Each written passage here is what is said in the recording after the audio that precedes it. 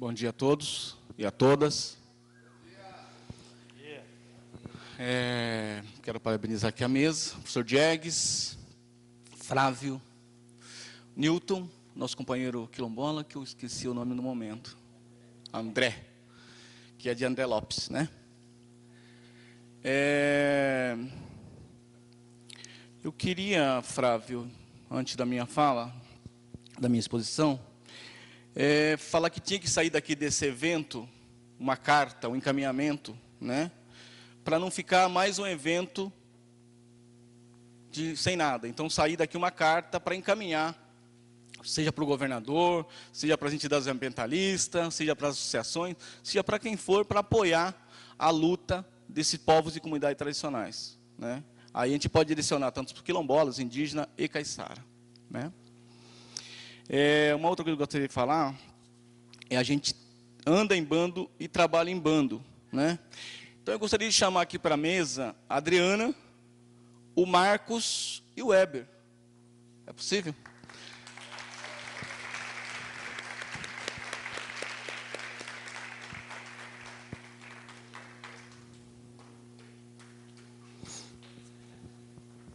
Vamos.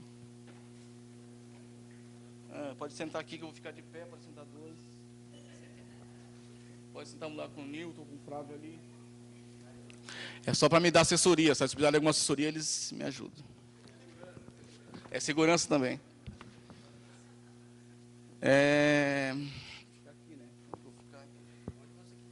Aqui tá bom, né? Então é isso.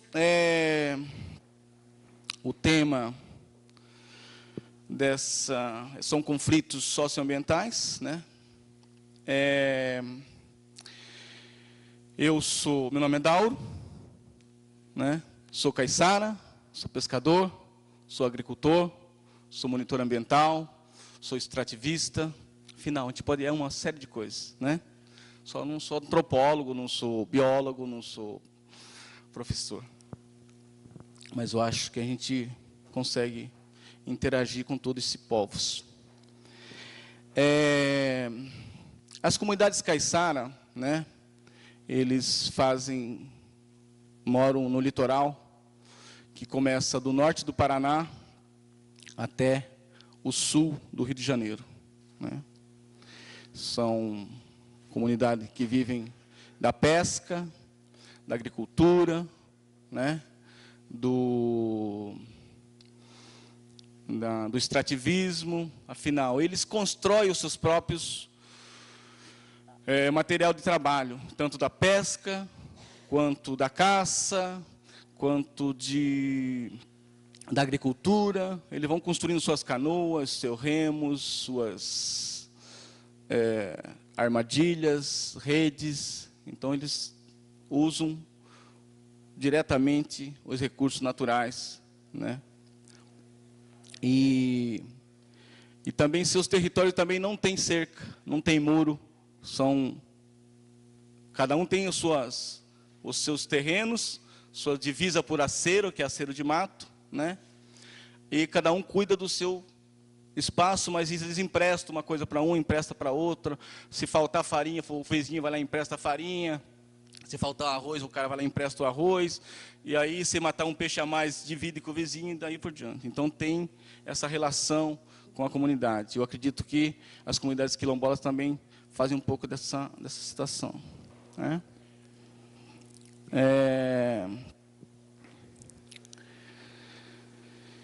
Eu vou focar mais essa discussão na Jureia, porque sou caiçara, sou de lá, nasci lá e fui expulso de lá por conta de tomarem o meu território. O governo acabou tomando o meu território, né? A minha terra, como diz o livro do professor Diegues, a minha casa virou parque, né?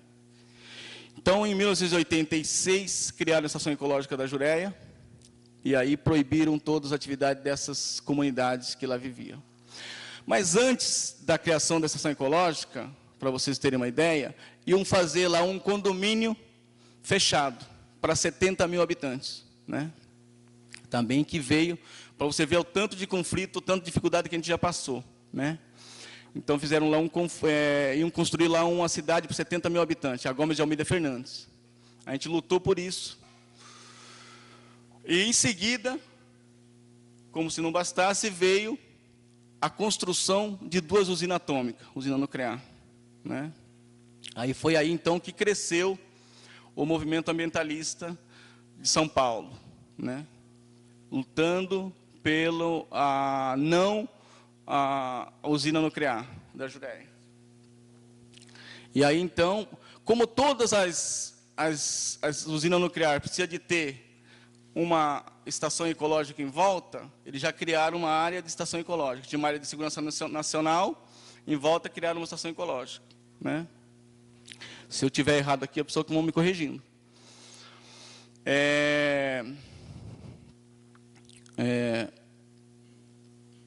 Aí começou o movimento ambientalista.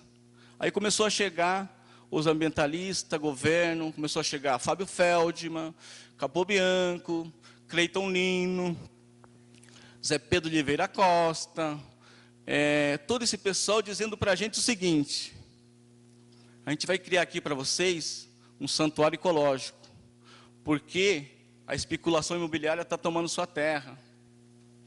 E não só isso, mas também vão criar uma usina atômica que vão destruir a vida de vocês. E aí acabaram criando, então, essa estação ecológica, né? Falaram para nós que era um santuário ecológico, que as comunidades tradicionais, todo mundo fica lá de boa. E mandar todos os veranistas embora, né? E a casa dos veranistas ia ficar para a gente. A gente falou, opa, a casa de veranista é bonita, né? Casa grande, de alvenaria, bonitão.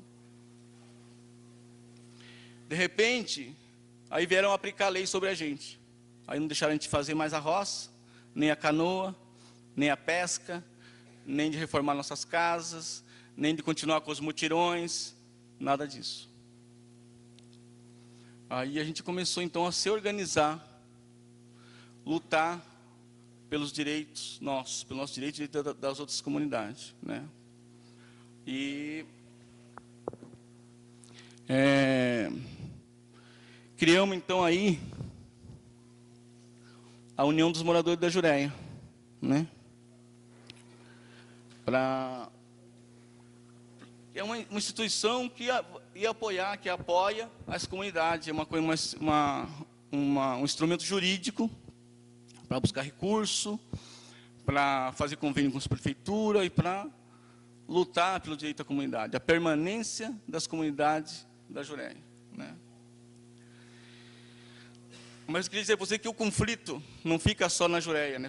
Tem outras unidades de conservação no estado de São Paulo que tem a mesma dificuldade, que sofre a mesma pressão dessa legislação.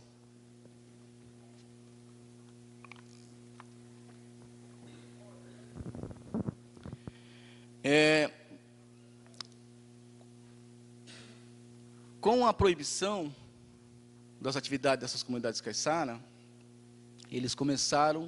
esses povos começaram a sair para a cidade.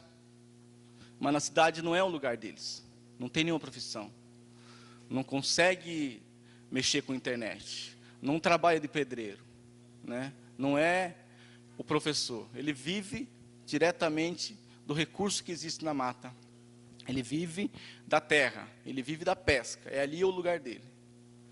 Então, quando expulsa um homem desse para o mato, ele fica, como diz, o que eu tenho a dizer, que fica no mato sem cachorro, né? E aí começamos, então, a se organizar, fazer reuniões na Assembleia, nas câmaras municipais, prefeitura, com o Instituto Florestal, com a Secretaria do Meio Ambiente, e começamos a chamar essas pessoas para discussão, para lá o que está acontecendo. O pessoal está passando fome, sua casa está sendo derrubada, e começamos a gritar. Dizer ao pessoal, o pessoal está passando fome, dificuldade, porque não tinha mais a roça, não podia mais pescar.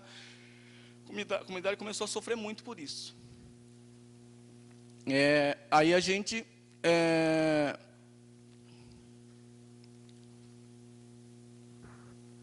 começou a ter alguns apoio, né, de algumas entidades, ajudando em alguma situação, por acaso de algumas pessoas, né? Por acaso a Maria, como é aquela senhora que ajudou a gente lá para definir no lugar da roça? Ana Maria Primavera. Ana Maria Primavera veio para a reunião da gente e falou para a SOS Mata Atlântica, porque foi aí que criou a SOS Mata Atlântica e a Projureia. Então, essas entidades ambientalistas começaram a debater que esse povo tinha que sair da Jureia, porque estava destruindo o meio ambiente, porque estava destruindo a Mata Atlântica, porque estava destruindo o mar, porque, sabe, são invasores e que na Jureia só tinha que deixar a Mata Atlântica. Inclusive, o Capô Bianco, ele tirava foto do Simba Safari, lá dos tucano, das onças pintadas, e botava no cartaz e falava que era da Jureia, né? A gente falava. Então, era muito, assim, a pressão era muito grande, né, contra essas comunidades.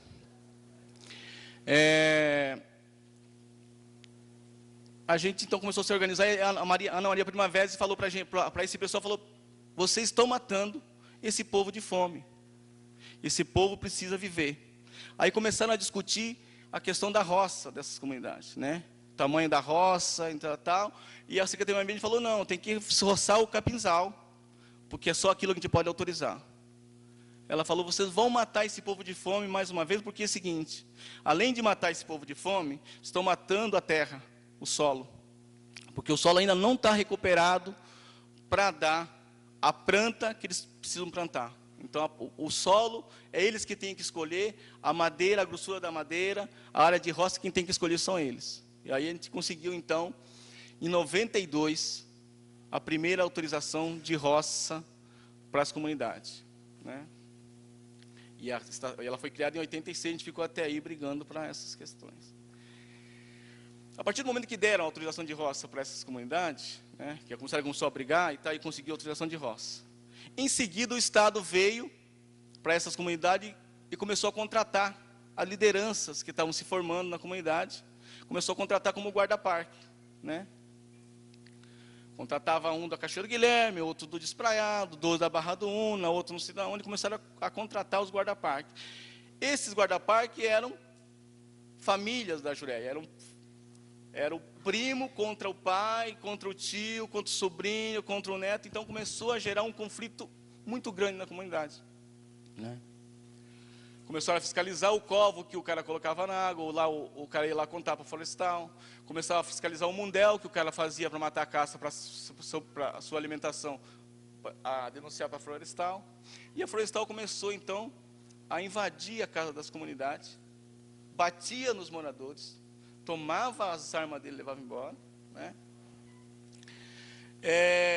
No ônibus e no barco que o pessoal saía da Jureia para ir tanto para Piruíbe quanto para Iguape, a polícia florestal entrava no barco, abria as bolsas das mulheres, jogava tudo no chão, para ver se não tinha roupa, carne de caça lá dentro, ou alguma coisa. Era terrível, né? Usaram o Comando Especial do Exército, a COI, né, que faz um treinamento, para fazer um treinamento lá no Itatins, e usavam esses caras como guarda da Jureia, entendeu? Então os caras paravam os barcos no rio com escopeta, com fuzil e metralhadora, né? Se dizer que foi muito horrível, né? Foi muito difícil. Eu tive que sair de lá, porque eles começaram a ameaçar meu pai. Falar, a gente vai, seu Nésio, cobra, a gente mata pisando na cabeça, né? E aí citavam o meu nome. Dauro está aí no movimento, né? Que ele tem que sair desse movimento, que vai atrapalhar o senhor. E se dizer que eles fizeram barbaridade com meu pai, tiraram os cargos que ele tinha, que ele era guarda da Fundação Florestal, do Instituto Florestal. Tiraram os cargos que ele tinha, né? E até que um momento ele não conseguiu mais ficar lá, assim, daí mandaram ele para Piruíbe. Vamos mandar ele para Piruíbe. Aí mandaram para Piruíbe, ficar longe da mulher dele, longe da filhinha dele, para trabalhar de dia com hortas comunitárias e à noite como segurança do escritório do Instituto Florestal. Por conta da minha pessoa, da minha inserção, do meu movimento que eu fazia contra a política ambiental com as comunidades, né? Contra essa tragédia que vinha acontecendo com as comunidades. Uma outra coisa que aconteceu também, a partir do momento que eles deram algumas autorizações de roça para as comunidades também já pararam de lutar, de brigar, porque já tinham o que comer. Então o Estado nos deu a roça, e muitas das comunidades achou que foi o Estado que deu porque eles eram bonzinhos, que não era uma luta da comunidade. Lógico que não era toda a comunidade que tinha essa visão, mas, né, começaram a fazer isso. Mas o objetivo da União dos Moradores da Jureia, o objetivo da luta da Jureia, era mudar a lei. Porque estação ecológica não permite a presença humana, né? Então nós tínhamos que mudar a lei. O objetivo era mudar a lei. Se a reserva extrativista, seja a APA, se a reserva do meio sustentável, a gente queria mudar a lei. Mas nunca a gente tinha acesso aos deputados, à Assembleia, não tinha. Era todo muito brindado, isso, né? Tudo muito brindado. E aí a nossa luta na Jureia, quando a partir do momento que deram essas autorizações e tal, ficou um pouco fraquejada, porque não tinha mais quem brigar. E por conta também de ser contratado cada morador. Eles cooptaram cada um deles exatamente a liderança. E quando ia fazer reunião com a liderança, eles não queriam mais. Não, porque vou perder meu emprego. E o meu filho também não vai, porque eles prometeram emprego para o meu filho. Entendeu? O meu tio também não vai, porque eles... Então ficou todo mundo esperando mais emprego, porque os caras tinham farda, coturno, revólver, boné. Então era um policial, entendeu? Um caiçara armado, ele virou um policial contra o seu próprio irmão, contra o seu próprio filho, contra o seu próprio pai, contra o seu próprio avô. E é uma coisa assim muito ruim. Eu ia para a comunidade fazer reunião, parecia duas, três pessoas só nessa reunião, né? E aí, a gente continuou organizado, criou a Associação do Jovem da Jureia, né? Que o Weber e o Marcos fazem parte. A União dos Moradores é uma entidade que congrega todas as comunidades da Jureia, que trabalha mais a questão política, né? De mobilização da comunidade. A Associação do Jovem também, mas é mais a questão cultural, mais a questão de incentivar o fandango, o mutirão, as músicas, as danças, as folias de reis, as folias de bandeira que existem na comunidade, né? Como tudo isso estava se perdendo muito, as associações começaram a trabalhar para... A Associação do Jovem criou essa Associação de Jovem para tocar isso mais para frente. Em 2002, né, aí criou a lei do SNUC, que é uma lei federal que organiza que regulamenta as unidades de conservação do Brasil. E aí obrigava as unidades de conservação a criar o conselho, seja consultivo para as unidades de conservação de produção integral, seja deliberativo para as unidades de conservação de uso sustentável. E a Jureia de produção integral criaram um consultivo, um conselho consultivo. E a gente, então, fez parte do conselho. Quando a gente fez parte do conselho, a gente reorganizou os moradores da Jureia. Porque era um local que a gente se encontrava, pegava meia hora da reunião do conselho, sentava com a comunidade e fazia a reunião, né? E aí começamos a discutir um projeto de lei para a Jureia. Começamos a pensar numa proposta de lei para a Jureia. Mas no conselho ninguém queria discutir, não pode mudar a lei, não quer discutir, ninguém quer discutir, né? A gente reorganizou os moradores. Em 2004 a gente conseguiu então propor um projeto de lei por 12 deputados do PT, o Zico Prado e o Hamilton Pereira. Então chamamos a comunidade, apresentamos uma proposta, levamos para a Assembleia, né? E aí o Estado, né, a Fundação, o Instituto Florestal na época, não queria, fez uma contraproposta de não criar RDS para todas as comunidades, mas criar um parque para a Jureia toda. Porque parque pode visitação pública, né? vinha dinheiro do Banco Mundial e tudo mais, então tinha financiamento para gerir o parque. Mas só que também não contemplava a comunidade, porque a comunidade não pode ficar dentro de parque, porque parque é unidade de conservação, de proteção integral e não permite a presença humana. Aí mandaram para o Consema não aceitou a proposta. Aí ficou no impasse, né? E dentro desse conselho consultivo da Jureia, a gente reunia quase todas as comunidades da Jureia, né? E tinha um morador do Despraiado, né, que é o saudoso José Peixe Amarante, uma grande liderança. Ele denunciava que o desmatamento estava invadindo as cabeceiras do Despraiado. Pessoas de fora fazendo bananal dentro da estação ecológica da Jureia, desmatando tudo. E a gente denunciava isso no conselho da Jureia, para o diretor da estação ecológica, que era o Joaquim do Marco Neto na época. Ele falava nada, né? E teve um dia que ele falou, mas não adianta, né? A gente já sabe que está acontecendo isso, né? Mas vamos fazer o quê? Daí o Peixe falou, mas como vocês já sabem que está acontecendo isso, e ficam deixando tirar a mata da nossa terra, das cabeceiras das cachoeiras, das cabeceiras das águas dessas comunidades, entendeu? Falou, não pode fazer nada. O que a gente fez? A gente organizou a comunidade e subiu a serra. Fez como fazia o Chico Mendes na Amazônia. A gente fez um empate. Vamos copiar o Chico Mendes e vamos fazer um empate. E pegamos aí umas 40 e poucas famílias e subimos a serra. Denunciamos a primeira vez, a segunda vez, a quarta vez, saiu na mídia, saiu na Globo, no jornal Hoje. Aí o secretário do Meio Ambiente, o José Goldenberg, na época, chamou a gente para discutir, então, uma proposta de projeto de lei para a Jureia, né? Foi daí, então, que saiu o projeto de lei, o PL 613, né? Para que, então, a gente conseguisse mudar a lei da Jureia. Essa discussão foi muito longa, né?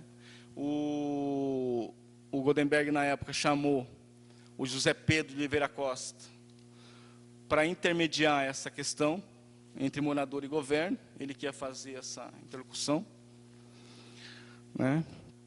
Porque foi ele que tinha criado a estação ecológica. Então o secretário falou assim, ninguém melhor que ele para ajudar vocês nessa situação, né? E a gente então começou a trabalhar nessa questão do projeto de lei da Jureia. E aí, eu só queria falar um pouquinho da Política Nacional de Povos e Comunidades Tradicionais. Nessa época de 2005, também criaram a Comissão Nacional de Povos e Comunidades Tradicionais, né? Que era uma comissão de governo, de chapa branca. Aí, de repente, me chamaram para Brasília, que eu nunca tinha ido, para fazer uma reunião da Comissão Nacional representando os caiçaras. Pela primeira vez, eu fui para Brasília conhecer e falar a comissão. Aí que eu comecei a entender a quantidade de povos e comunidades tradicionais que tem nesse Brasil, né? Entre quilombolas, indígena, fundo de pasto, geraizeiro, tem aí. Então, nós temos na Comissão Nacional 16 segmentos, né, de comunidades tradicionais e 16 do governo federal. E aí também ajudou um pouco a gente ajudar mais nessa questão na própria mobilização da Jureia, né? De ir atrás de recurso, de ter inserção no Instituto Chico Mendes, de conhecer pessoas, os movimentos que tem lá dentro, do Conselho Nacional do Seringueiro e tudo mais. E é uma coisa, é uma comissão que criou a comissão, teve o decreto da comissão, e depois criamos uma política nacional de povos e comunidades tradicionais. É importante, é muito importante, né, essa comissão. O que falta ser feito é implementar essa política, né? Então, falta implementar essa política, que um dos eixos da política nacional é exatamente que todas as comunidades pedem no Brasil, é acesso aos seus territórios, é querer os seus territórios de volta, né? Seja por fazendeiro que tomaram a terra deles, seja por unidade de conservação de produção integral, seja por várias coisas que acabaram tomando o território dessas comunidades. Então, o que a gente precisa é se apoderar dessa comissão, se apoderar dessa política e fazer o governo implementar essa política nacional. Então, aí teve a mudança da lei da Jureia. Pela primeira vez, a gente cria o mosaico da Jureia em 2006. Né? Em 2006. Mas só que não contemplava a proposta da União dos Moradores das Comunidades da Jureia, que era para todas as comunidades da Jureia. Era a reserva de ocidental para todas as comunidades da Jureia, para uso e manejo dessas comunidades. Onde as comunidades fazem o cultivo, onde as comunidades fazem o manejo, é para criar a unidade de conservação de uso sustentável. Mas estava no final da política, né, do governo, e a gente pegava aquilo ou largava. Ou a gente tinha 2 RDS na Mata Atlântica pela primeira vez, ou a gente não tinha nada. Né? Reunimos as comunidades, colocamos lá a proposta, porque o Zé Pedro falou assim, ó, é isso aqui. É 300 hectares para a Barra do Una e 2.000 hectares para o Despraiado. É pegar ou largar. Vocês pegam isso aqui ou você não tem nada. Aí nós chamamos a comunidade, fizemos uma consulta, a comunidade falou, não, vamos... Uma chiara falou, não, ou é para todo mundo, ou é para ninguém, papapá. Falaram, não, gente, é importante que a gente pegue. Então, pegamos essas 2 RDS e começamos a trabalhar. Mas, em seguida, isso o Fábio Feldman falou para a gente, né? Ele entrou com uma DIN, pediu para o Ministério Público entrar com uma ação de inconstitucionalidade. Né? Entraram com a DIN, e essa DIN foi rodando, rolando. E, de repente, quando chegou em 2009, as nossas RDS, conquistada com muita luta, caiu por terra, porque a DIN derrubou a lei de RDS e virou tudo estação ecológica de novo. Todo mundo, de novo, numa unidade de conservação de produção integral. Né? E aí, então, o governo tinha que propor uma nova proposta de lei, um novo mosaico. A gente já estava também pensando em propor, porque a gente falou para a comunidade o seguinte, vamos pegar essas 2 RDS, mas em seguida a gente coloca um novo projeto de lei na Assembleia para mudar para as outras comunidades. E a comunidade falou, tá bom, então vamos pegar essas 2. Né? Mas em seguida veio a DIN e derrubou, a gente até falou, então, já que o governo vai discutir uma nova proposta, vamos discutir uma proposta para todo mundo agora. Aí sentamos com a Fundação Florestal e discutimos 1 ano. Né? Um ano discutindo, tentando botar todas as comunidades, fazendo um desenho do mosaico, fizemos uma proposta justificativa. Né? Mas a Fundação Florestal, eu não sei se é a Fundação Florestal em si, mas que falavam para nós que tinha forças ocultas, que não podia ampliar a Jureia, que não podia... Mas quem são essas forças ocultas? Né? Não, são forças ocultas, não pode. Entendeu? E aí, discutimos, então, até... Ainda tem uma outra coisa. Aí, quando criaram o mosaico, a Unicamp e o ISA começaram a trabalhar no plano de manejo do mosaico, né? Organizando a comunidade, está fazendo tudo isso. E, antes de concluir o plano de manejo, aí veio a DIN e derrubou tudo, e foi tudo para água abaixo, inclusive os planos de manejo que foram feitos. Né, porque virou transição ecológica. Para criar uma nova unidade de conservação, você tem que fazer um novo estudo. A hora que se cria, você tem que fazer um novo plano de manejo. Então, veja o que acontece. Né? Como foi falado, acho que ontem, anteontem, que o governo dá com a mão e tira com a outra. Então, derrubou a DIN e a gente, então, começou a discutir com o governo então, para encaminhar uma nova proposta de lei. Aí fizemos um desenho, colocamos para o governo não aceitou, fizemos um outro desenho, colocamos, ele não aceitou. Teve 2 audiências públicas, uma em Iguape, outra em Peruíbe. A comunidade, todo mundo requerendo, pedindo o que era para todo mundo. Né?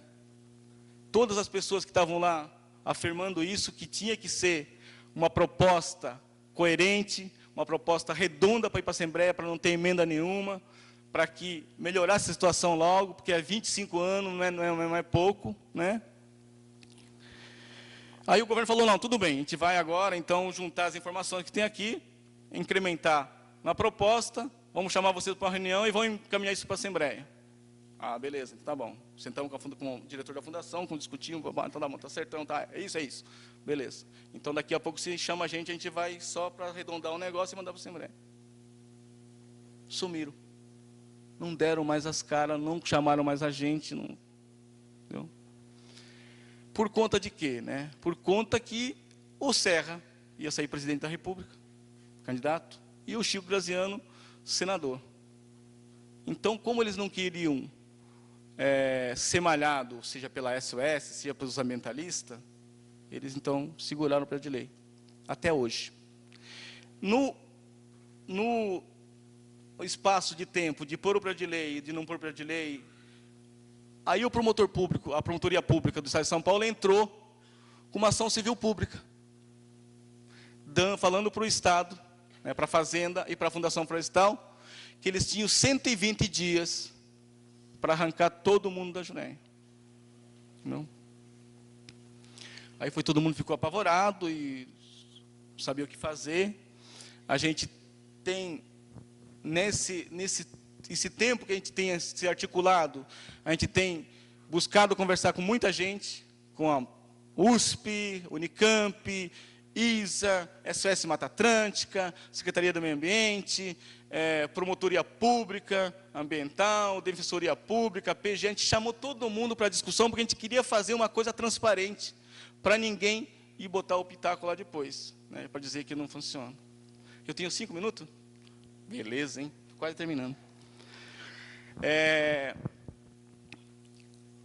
Para não se... chamou todo mundo. E aí tivemos contato com a Defensoria Pública do Estado de São Paulo. E aí foi a nossa sorte que eles entraram com um processo, com uma ação que chama Mandato de Segurança Coletivo, né? A União dos Moradores e a Defensoria Pública. E cassamos a liminar. Então, a gente ficou mais tranquilo, porque cassou a liminar, não tem o prazo que tinha que seguir o negócio. Mas isso não basta. Isso não basta. A ação vai rolar e a gente tem que se precaver, a gente tem que se municiar, resolver o problema o mais rápido possível dessas comunidades, porque senão vão todo mundo parar na rua. E vai todo mundo para a favela. Todo esse espaço de tempo que eu falei da Jureia, tinha comunidade com 23 famílias, hoje só tem 8. Tinha outra com 20, só tem 4. Tinha outra com... Então diminuiu muito. As comunidades tradicionais foram para a cidade. E tem um caso muito assim chocante, que é um menino que sai do despraiado com 4 anos de idade, deu certinho esse ciclo, entrou no mundo do crime, no mundo das drogas, e foi morto pela polícia